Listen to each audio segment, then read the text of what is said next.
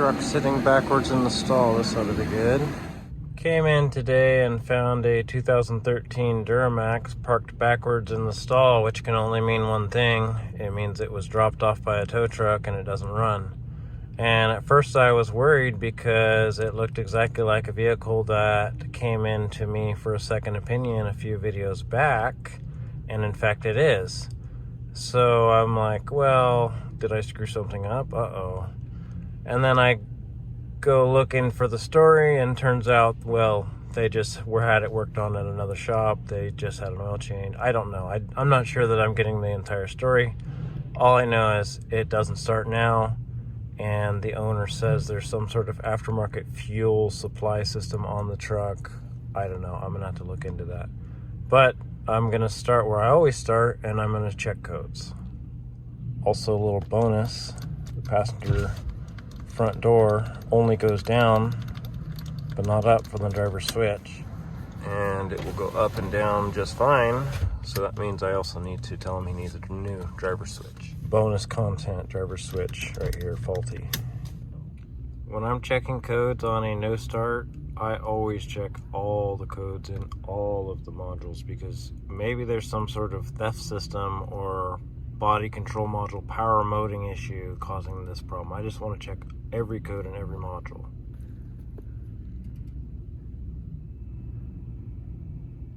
Okay, so after we've pulled codes from every module, we've come up with 7 codes. We've got park assist codes. That's okay, because I think he's got some sort of aftermarket bumper or maybe something else, and I don't think he cares about the park assist anyway.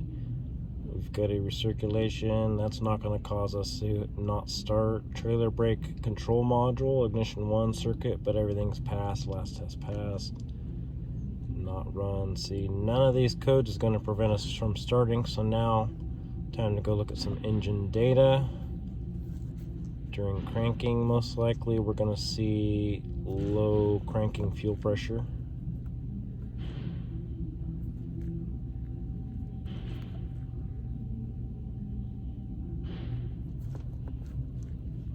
System data.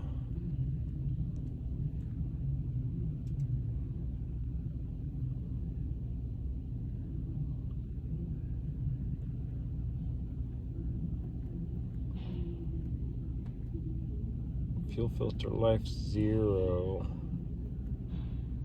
Usually if you see a 0% fuel filter life, it means, well, maybe somebody didn't change it, maybe somebody didn't reset it. But sometimes if the computer detects a restriction on the suction side, it will force that fuel filter life to 0. Don't know yet.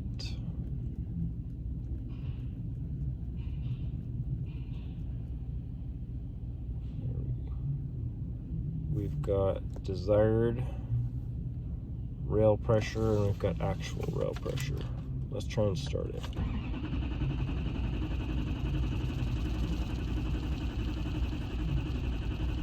As you can see, struggling to build fuel pressure. Oh, and it actually started. Okay, I'm going to shut it down. I think we're going to investigate on what's going on here and what did somebody do. I already did a quick visual inspection on the vehicle, but I don't know. Well, that is kind of strange, because now, hey, starts up every time.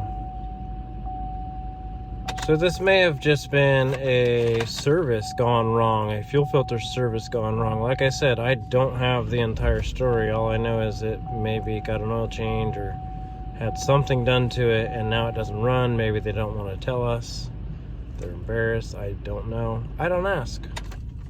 Don't ask. Yep.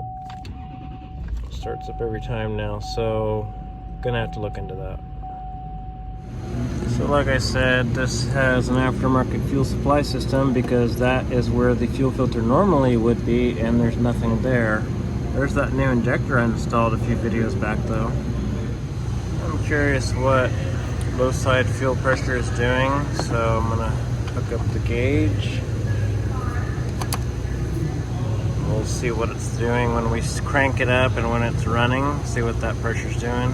We should see 3 to 5 inches of mercury of a vacuum or a suction.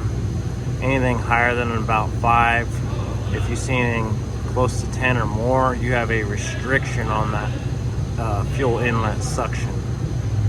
Normally this pump up here pulls from the tank, but he's got an aftermarket system. I think he's got a electric pump in the tank that pushes fuel up to the engine.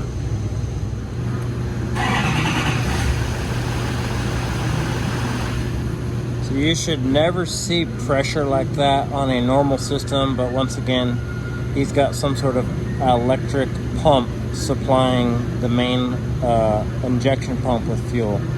So that does appear to be working. Okay, so I just drove this tow-in out of the shop.